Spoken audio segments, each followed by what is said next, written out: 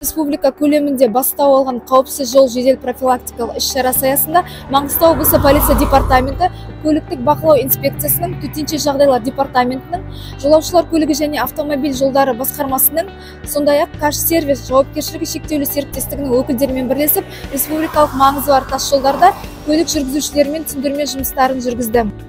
Осы тұста жүргізушілерге үндеу жасағымыз келеді. Яғни күн салқындап жауын-шашынның көп түсуіне, сондай-ақ көктайғақтың пайда болуына байланысты көліктердің қозғалысына қиындықтар туындауда.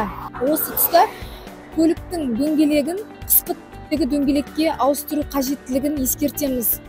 Сондай-ақ аса қажеттілік болмаған жағдайда тәуліктің қараңғы мезгілінде ауа райының қолайсыз жағдайында алыс сапарларға шықпауыңызды сұраймыз.